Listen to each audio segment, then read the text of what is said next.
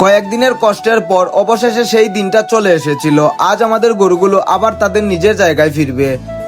সবাইকে নমস্কার। আপনারা গত পার্টে দেখেছিলেন বন্যার পানি নেমে যাওয়ার পর আমরা পুরো কামার ভালোভাবে পরিষ্কার করে জীবাণুমুক্ত করেছিলাম।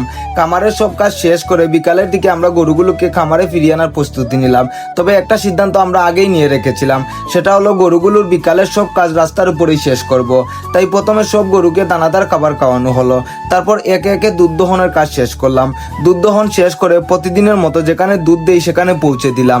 সব কাজ শেষ করে গরুগুলোকে তাদের খামারে ফিরিয়ে আনার সময় এসেছে। তবে প্রথমেই আমরা বড় গাভীগুলোকে আনিনি, প্রথমে ছোট ছোট বাছুরগুলো নিয়ে আসা শুরু করলাম। তারপর একে একে ষাঁড় বাছুর, দেশি গাভী, এভাবে শান্ত স্বভাবে গরুগুলোকে আগে খামারে নিয়ে এলাম। আপনারা ভিডিওতে দেখতেই পাচ্ছেন অনেকদিন পর ওরা নিজেদের জায়গায় ফিরে এসেছে। সত্যি বলতে সেই মুহূর্তটা আমাদের অনেক স্বস্তির ছিল। তবে তখনও আমরা বড় গাভীগুলোকে আনিনি, কারণ বন্যার পানি নামার পর আশেপাশে অনেক মানুষ আমাদের খামার দেখতে আসছিলেন। এত মানুষের ভিড়ে যদি বড় গাভীগুলোকে আনা হতো আর গাভী ভয় পেয়ে যদি দৌড় দিত বা লাফিয়ে উঠতো, তাহলে বড় ধরনের দুর্ঘটনা ঘটতে পারতো। তাই শুধু গরু নয়, মানুষেরও ক্ষতি হতে পারতো। তাই এই ঝুঁকি আমরা নিতে চাইনি। তাই আমরা সিদ্ধান্ত নিলাম মানুষের ভিড় একটু কমে গেলে সন্ধ্যার দিকে বড় গাভীগুলোকে নিয়ে আসবো। যদিও কাজটা একটু দেরিতে শেষ হবে, তারপরও নিরাপদভাবে শেষ করাই ছিল আমাদের লক্ষ্য। তো যাই হোক, ছোট গরুগুলোকে নিরাপদে খামারে নিয়ে আসতে পেরেছিলাম।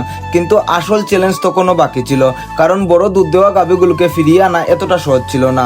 সন্ধ্যায় যখন তাদের আনতে গেলাম তখন এমন একটা ঘটনা ঘটেছিল, সেটা আমরা একেবারেই আশা করিনি। সেই ঘটনাটাই আপনাদের সাথে শেয়ার করব পরের ভিডিওতে। তাই পরের ভিডিওটি অবশ্যই দেখবেন। সবাইকে ধন্যবাদ এতক্ষণ সাথে থাকার জন্য। সবাই ভালো থাকবেন, সুস্থ থাকবেন। দেখা হবে পরের কোনো একটি নতুন ভিডিওতে। হর হর মহাদেব।